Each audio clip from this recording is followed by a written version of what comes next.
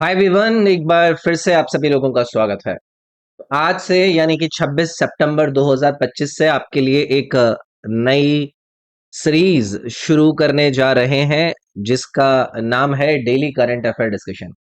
अभी तक आपको आपके इस यूट्यूब चैनल पर वीकली करंट अफेयर्स प्रोवाइड करे जाते थे, लेकिन आप सबको पता है कि मैं आप लोगों को डेली करंट अफेयर के जो क्विजेज हैं उनको अपने एप्लीकेशन पर प्रोवाइड करता हूं। तो मैंने सोचा कि इन क्विजेज के साथ में अगर आपको वीडियो भी मिल जाए तो आप लोगों के लिए बहुत ज्यादा मजेदारी हो जाएगी। तो अब आपको क्या करना है, आपके इस डेली करंट अफेयर के लगभग 15-20 मिनट के इस वीडियो को देखना है। एंड देन उसके बाद मेरे एप्लीकेशन पर जाकर जो ये जो सवाल मैं आपके साथ डिस्कस करूंगा ना, इसका क्विज अटेम्प्ट करना है। तो ये काफी इंगेजिंग रहेगा, मुझे भी पता लगेगा कि कौन कौन से स्टूडेंट ने क्विज को अटेम्प्ट किया है, और अगले दिन क्लास के अंदर जो टॉप 3 रैंकर्स हुआ करेंगे मैं उनका नाम भी लिया करूंगा कि ये स्टूडेंट्स के टॉप 3 रैंकिंग रहे। अब टॉप 3 में आप बोल सकते हो कि सर जी आप तो क्लास में सवालों को डिस्कस कर लोगे, तो हमें कैसे आइडिया रहेगा? चिंता मत करो, कुल मिलाकर आपको अटेम्प्ट करना है। एक अच्छा आपके लिए एक एक्टिविटी हो जाएगा कि डिस्कशन देखा एंड देन क्विज अटेम्प्ट किया। ठीक है, तो आज की हमारी इस क्लास के अंदर ये जो डिस्कशन होगा वो 26 सितंबर 2025 करंट अफेयर्स का होगा। पहला सवाल ये आपके सामने आपको नजर आ रहा होगा।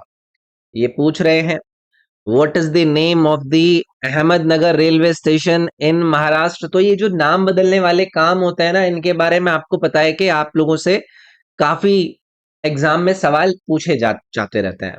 अहमदनगर रेलवे स्टेशन का नाम बदलकर क्या कर दिया गया, ये महाराष्ट्र के अंदर है। तो अब आप लोगों को याद रखना है कि कल को अगर यही सवाल आपके एग्जाम में आपसे गलती से पूछ लें तो इसका नाम इन्होंने रख दिया है अहिल्या नगर। तो अहमदनगर रेलवे स्टेशन महाराष्ट्र का, इसको रिनेम कर कर क्या कर दिया गया, अहिल्या नगर। आपको पता होगा जो देवी अहिल्याबाई होलकर थी, देवी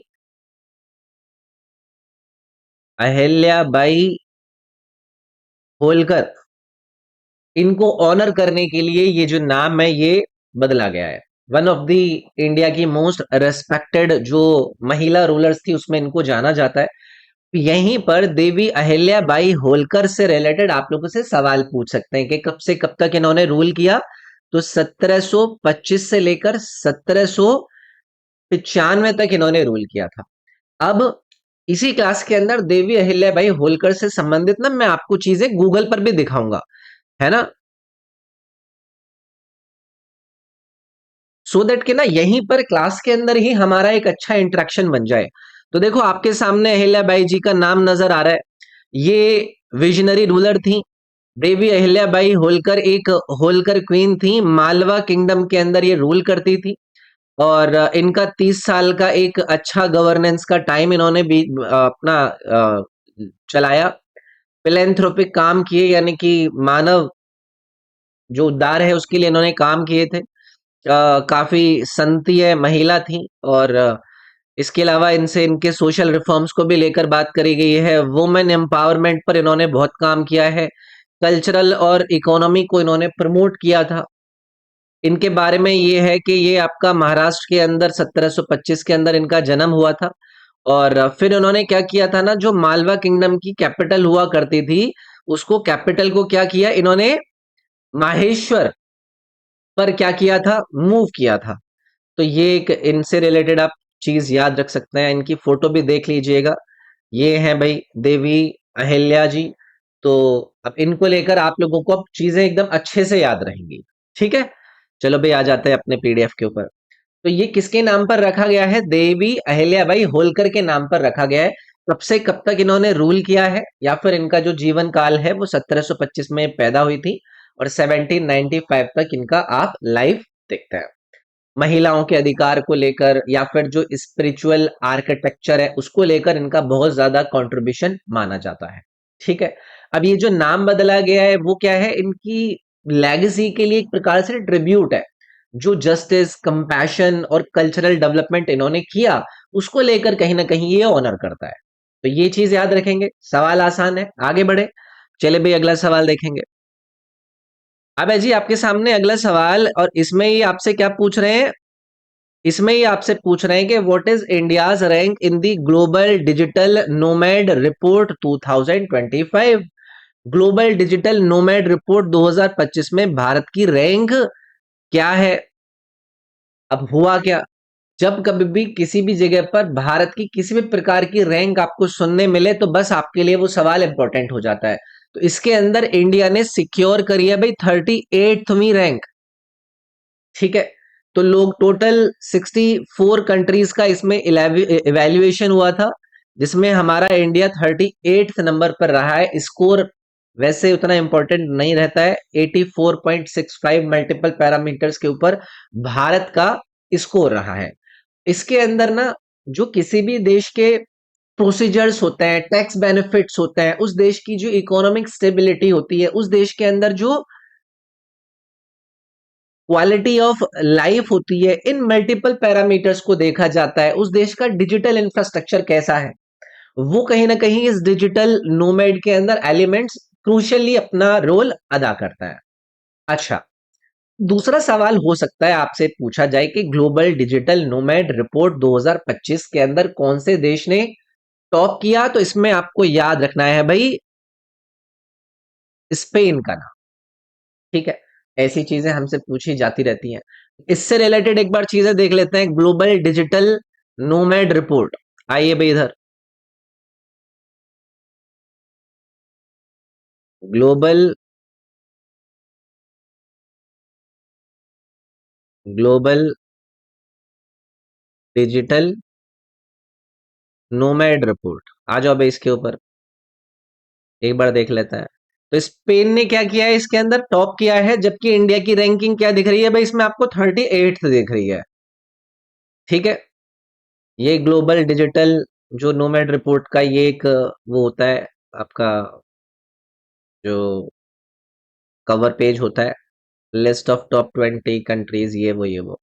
ठीक है, तो अब ये याद रहेगा कि इंडिया की रैंकिंग क्या है, 38वीं। चलो भाई अगला सवाल देखते हैं। अगला सवाल ये पूछ रहे हैं कि who is the author of the book coming debut book titled why the constitution matters, जो कि 2025 के अंदर रिलीज होनी है।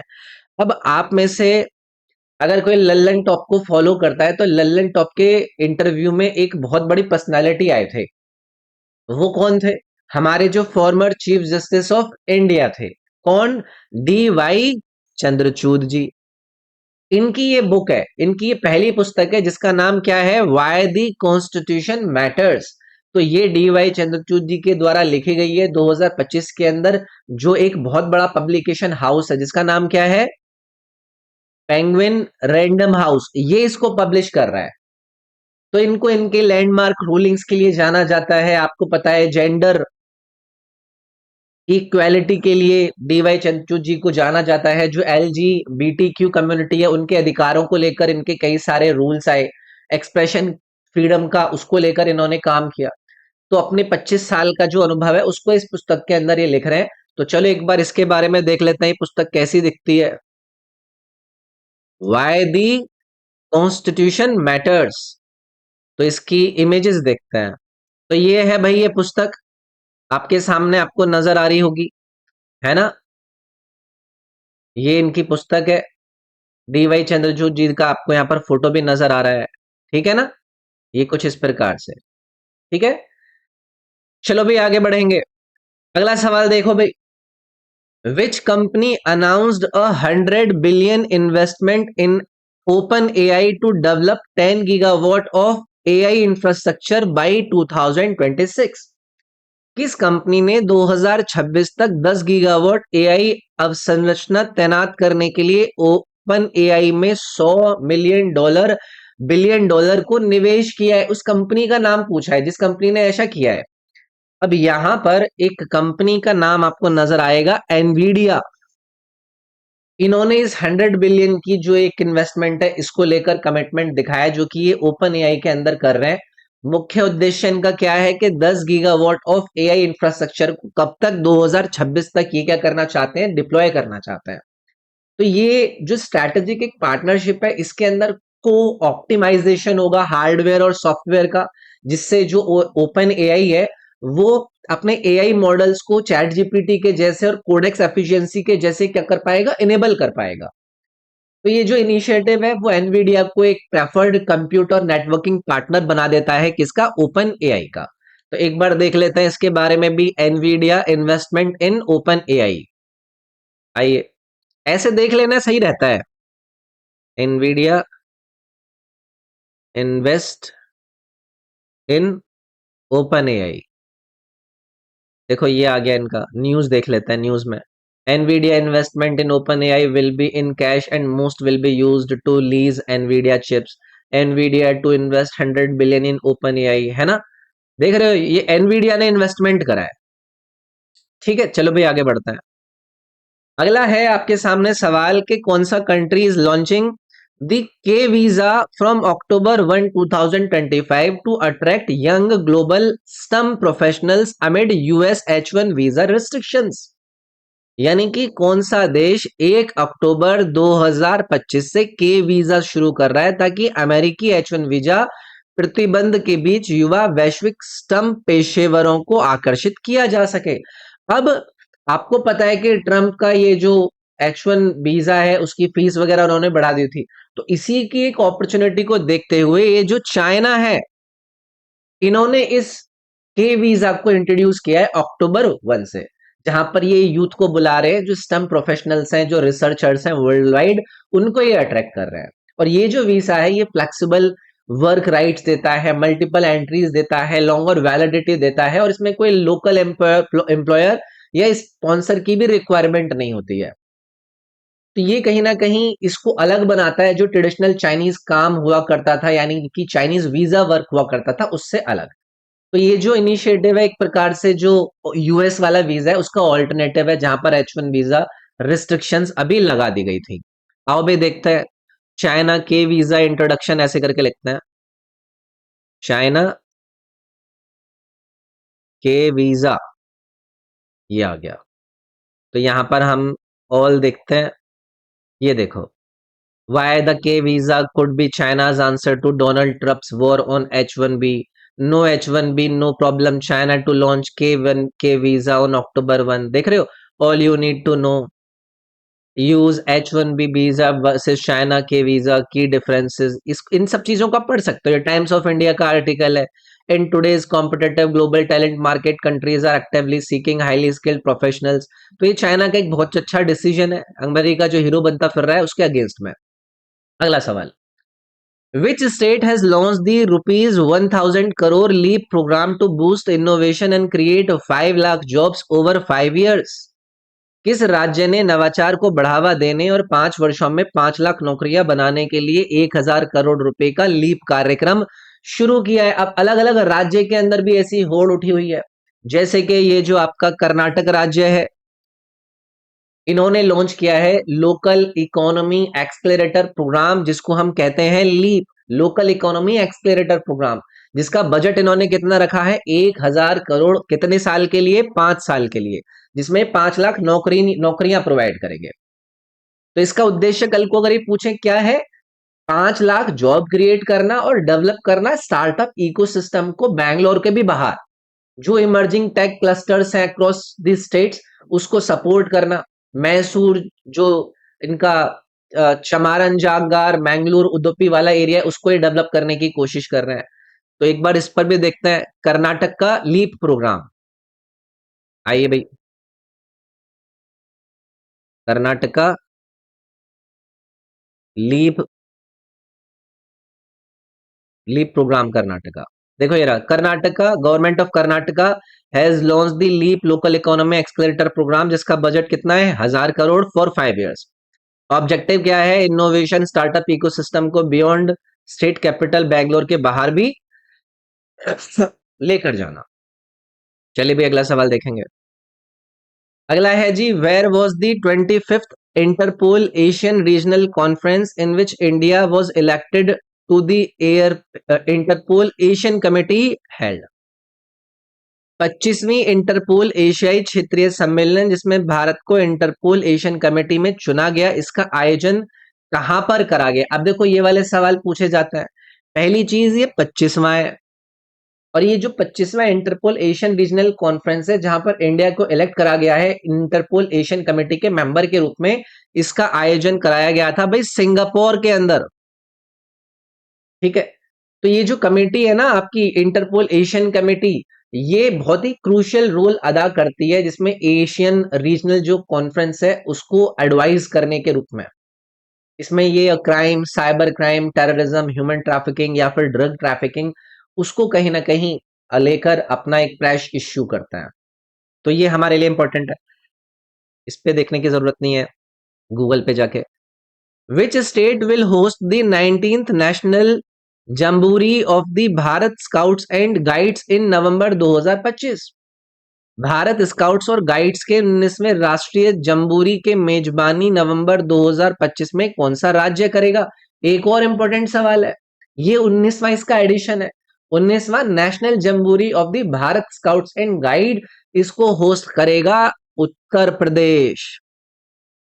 ठीक है, और इसका नवंबर में आयोजन होगा, नवंबर 23 से लेकर नवंबर 29 तक इसका आयोजन कराया जाएगा, जो लखनऊ की वृंदावन स्कीम है उसके अंदर। प्रधानमंत्री नरेंद्र मोदी इसका उद्घाटन करेंगे नवंबर 24 को। तो ये पहली बार नहीं उत्तर प्रदेश इसको होस्ट कर रहा है, इससे पहले भी जो फोर्थ एडिशन इसका हुआ था, कब हुआ था फोर्थ एडिशन? 1964 में, तब भी इसका आयोजन कराया गया था। तो इसका एक लॉन्ग एसोसिएशन है, national jamboree of Bharat scouts. तो चलो एक बार देख लेते हैं, 19th national jamboree, 19th national jamboree, ये देखिए अभी, ये रहा 19th Bharat scouts and guides, ये है इसका, ये सारे के सारे आपको दिख जाएंगे। ठीक है, तो उत्तर प्रदेश के अंदर इसका आयोजन हो रहा है। ओके, चलिए आगे आएंगे। Which financial institution has launched the Savings Pro facility offering up to 6.5 returns by auto investing surplus funds into overnight mutual funds? किस वित्तीय संस्था ने सेविंग प्रो की सुविधा शुरू की जो अधिशेष धनराशि को ओवरनाइट म्यूचुअल फंड में स्वतः निवेश करके 6.5 तक का रिटर्न प्रदान करती है? ये एक इंपॉर्टेंट है, ये एक प्रकार से इकोनॉमी या फिर फाइनेंशियल वाले भाग से आपका एक सवाल बनता है। तो इसका आंसर है भाई ये जो जियो पेमेंट्स बैंक है ना, ये इसका आंसर बनेगा। क्या लॉन्च कर रहे हैं ये? सेविंग्स प्रो, सेविंग्स प्रो उन्होंने लॉन्च किया है, कस्टमर्स को हेल्प करेंगे ताकि हायर रिटर्न्स उनके जो ऐसी फंड पड़ा हुआ है उससे वो निकाल सके। जो अकाउंट होल्डर है जियो पेमेंट बैंक के अंदर, वो एक मिनिमम बैलेंस इसके अंदर सेट कर सकता है जिसमें 5,000 से शुरुआत होती है, और कोई भी सरप्लस अगर इस अमाउंट के ऊपर है तो ऑटोमेटिकली वो इन्वेस्ट हो जाएगा ओवरनाइट म्यूचुअल फंड्स के अंदर। और ये जो आपकी फैसिलिटी है कितना परसेंट का वो दे रही है रिटर्न? 6.5 का। तो एक बार देखें इसको, जियो पेमेंट बैंक का savings pro, Jio payment bank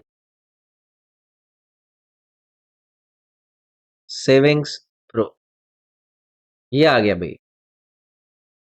Jio payment bank savings pro account invest surplus money in overnight mutual fund offer कर रहे हैं वो 6.5 का है ना। ये सब चीजें आपको यहाँ पर दिल जाएंगी, इमेज देख लेते हैं अगर कोई मिले। ये रहा, देखो भाई, Jio payment bank savings pro launch हो गया है इनका, है ना। ये देखो यहाँ पर फाइनेंशियल, ये देखो एक यहाँ पर आ रहा है, जियो पेमेंट बैंक की शानदार पेशकश, मिलेगा 6.5 का रिटर्न। तो ये हमारे लिए एक अब बढ़िया सवाल हो गया। चलो भाई अगला देखते हैं, कौन सा कंट्री प्रिपेयर कर रहा है इंडिया के साथ इन the Maitri 2.0 cross incubation program in agritech launched by ICAR? ICAR ये Indian council of agriculture research है, इसके बारे में आप लोग सुनते रहते होंगे। तो कृषि विज्ञान अनुसंधान परिषद आईसीएआर द्वारा शुरू किए गए मैत्री 2.0 क्रॉस इंक्यूबेशन कार्यक्रम में भारत का साझेदार कौन सा देश है? तो इसका ना ये सेकेंड एडिशन है मैत्री 2.0। तो ये इंडिया ब्राजील का एक क्रॉस इंक्यूबेशन आपका एक प्रोग्राम है, तो इसमें ब्राजील इंडिया के साथ है, एक एग्रीटेक के अंदर है, जो कि आईसीएआर यानी कि Indian council of agriculture research के द्वारा लॉन्च करा गया है। और इस इनिशिएटिव को डिजाइन करा गया है कि भाई कोलैबोरेशन जो इंडिया और ब्राजीलियन इनोवेटर्स के बीच में है ना, उसको प्रमोट करा जा सके, एग्री फूड इकोसिस्टम को स्ट्रेंथन करा जा सके। इसके अंदर सस्टेनेबल जो एग्रीकल्चर है उसके ऊपर जोर दिया जा रहा है, जो डिजिटल टेक्नोलॉजी है उसके यूज को लेकर जोर दिया जा रहा है, जो वैल्यू चेन से उसको इम्प्रूव करने की बात करी जा रही है। तो एक बार देख लेते हैं मैत्री 2.0 बाई आईसीएआर, मैत्री 2.0 बाई आईसीएआर। तो ये अभी देखो, ये ब्राजील के भी लोग हैं और इंडिया के भी लोग हैं। Maitri 2.0 India Brazil cross border agritech incubators program. तो यहाँ पर ये सारे के सारे लोग देखो, ये मिलकर बैठते हैं, काम करते हैं। ठीक है, चलो आ जाओ भाई। अगला है, कौन से शहर के अंदर was the startup conclave 2025 inaugurated by the home minister Amit Shah. Startup conclave 2025 जिसका उद्घाटन केंद्रीय गृह मंत्री अमित शाह ने किया, कौन से राज्य के अंदर करा गया? पहला सवाल आपसे क्या पूछ लेंगे कि किसका स्टार्टअप का जो उद्घाटन है वो किसने करा? अमित शाह ने करा। तो इसका जो उद्घाटन करा गया है वो गुजरात के अंदर करा गया है, लेकिन गुजरात के भी कहां पर? गांधीनगर में। ठीक है, उद्घाटन किसने किया? अमित शाह ने कराया। तो गांधीनगर के अंदर कहा गया है, वहां पर ना एक मंदिर है, महात्मा मंदिर, मतलब नाम है मंदिर। ठीक है, ऐसे मत सोचना कि मंदिर के अंदर उद्घाटन हुआ है। ओके, तो 2 दिन का ही इवेंट है जहां पर लगभग 1,000 से ज्यादा स्टार्टअप साथ में आ रहे हैं, 5,000 से ज्यादा इनोवेटर साथ में आ रहे हैं और 100 इंडस्ट्री मेंटर साथ में आ रहे हैं पूरे देश से। और ये गुजरात का जो स्टेट एजुकेशन डिपार्टमेंट है उसके द्वारा इसको ऑर्गेनाइज कराया गया है। और जो कॉन्क्लेव है इसके अंदर जो इनोवेशंस हैं एग्रीकल्चर सेक्टर के अंदर, डिफेंस सेक्टर के अंदर, AI, clean tech, fintech, health care, उसको कहीं ना कहीं शोकेस करा जाएगा। 50 से ज्यादा एमओयू साइन हुए हैं। तो startup conclave 2025,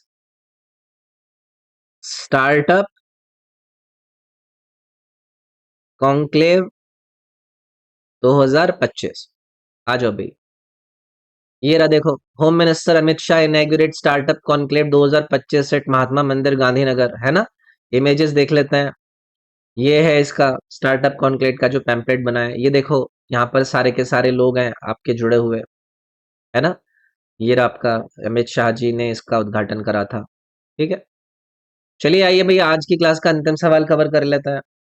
What was the year on year growth rate of India's core industries in अगस्त 2025? देखो मंथ वाइज वैसे इतना पूछते नहीं है, बट कभी कभी क्या है ना, हो सकता है वो पूछ ले भाई। तो इंडिया की जो कोर इंडस्ट्रीज है उन्होंने रजिस्टर करा 6.3 ईयर ऑन ईयर ग्रोथ। तो यहाँ पर सी ऑप्शन सही रहेगा। तो ये हाईएस्ट है आपका एक साल के अंदर अगर इसको देखा जाए तो। और ये एक स्ट्रॉन्ग परफॉर्मेंस है जो कि सिग्निफिकेंट इंक्रीज के रूप में देखी गई है, जैसे कि स्टील में इंक्रीज देखा गया है, कोल में इंक्रीज देखा गया है, सीमेंट, फर्टिलाइजर्स। तो ऐसी जो ग्रोथ है ना वो पॉजिटिव मोमेंटम को दर्शाती है इंफ्रास्ट्रक्चर और कंस्ट्रक्शन की एक्टिविटी में। और इकोनॉमी के कहीं ना कहीं ये मुख्य ड्राइवर्स भी होते हैं। तो इसको आपको याद रखना है। तो भाई ये थे आज के आपके सवाल। अब इन सवालों को आप लोगों को ना ऐप पर जाकर भी अटेम्प्ट करना है, ठीक है ना? ये आपको इस तरीके से मैंने अलग अलग तरीके से दिखा रखे हैं। ओके, तो ये इनके आंसर है, सारे के सारे मैंने आंसर भी लिख रखे हैं। वो जो रिनेमिंग हुई थी, अहिल्या नगर रखा गया, इंडिया की रैंक 38 थी। चीफ जस्टिस डीवाई चंद्रचूड़ जी की नई वीडियो आई है, वो बुक आई है। एनवीडिया ने ओपन एआई के अंदर इन्वेस्ट करा है। चाइना ने एक नया वीजा लॉन्च करा है। कर्नाटक के द्वारा एक नई चीज लॉन्च करी गई। सिंगापुर के अंदर इंटरपोल वाली कमेटी के अंदर भारत को ऐड करा गया। उत्तर प्रदेश के अंदर एक इवेंट लॉन्च हो रहा है। जियो पेमेंट बैंक एक आपको 6.5 का रिटर्न दे रहा है। ब्राजील के साथ मिलकर इंडिया एग्रीकल्चर एक्टिविटी पर काम कर रहा है। गांधीनगर में इनोवेशन के ऊपर काम करा जा रहा है। 6.3 इंडिया की वो ग्रोथ मैंने बताई। ठीक है, ये मैंने इस तरीके से एक्सप्लेनेशन भी दे रखे हैं सारे के सारे। जैसे ये अहिल्या नगर वाला है तो सारी चीजें, महाराष्ट्र के अहमदनगर रेलवे स्टेशन का नाम बदलकर अहिल्या नगर कर दिया गया है, जो देवी अहिल्याबाई होलकर के सम्मान में रखा गया है। ठीक है ना? इसी प्रकार से 38वें ग्लोबल डिजिटल नोमैड रिपोर्ट 2025 के अंदर 38वीं रैंक इंडिया ने सिक्योर करी है। ये जो पीडीएफ है वो टेलीग्राम पर दे दूंगा मैं आपको। ठीक है, टेलीग्राम का लिंक वीडियो के डिस्क्रिप्शन में, उस पर मैं अभी इस क्लास के खत्म होने के बाद मैं वहां पर डाल दूंगा। ठीक है, बाकी के सारे एक्सप्लेनेशन एडेड है। और उसके बाद आपको ऐप पर जाकर जरूर अटेम्प्ट करना है। तो आपको क्या करना है, जैसे मेरा ऐप डाउनलोड करोगे edu24 या वेबसाइट पर भी जा सकते हैं आप। लेकिन ऐप पर आप करना, उसके कोर्स में जाना स्टोर के अंदर, और वहां पर फिर आपको ना ये वाला कोर्स मिलेगा, डेली करंट अफेयर के क्विज वाला। तो इसको जाकर आप एक बार देख लेना, इसमें क्विजेस को आप अटेम्प्ट कर सकते हैं इस तरीके से। मंथ वाइज कोर्स वो है। सितंबर के उसमें जाओगे तो यहाँ पर आपको सारे दिख जाएंगे ये। तो यहाँ पर ये देखो 26 सितंबर तक आपका एडेड है। चलो मिलता हूँ फिर अगली वीडियो में, मिलते हैं कल की यानी कि 27 सितंबर की। आज के लिए इतना ही। वीडियो को लाइक जरूर कर देना है।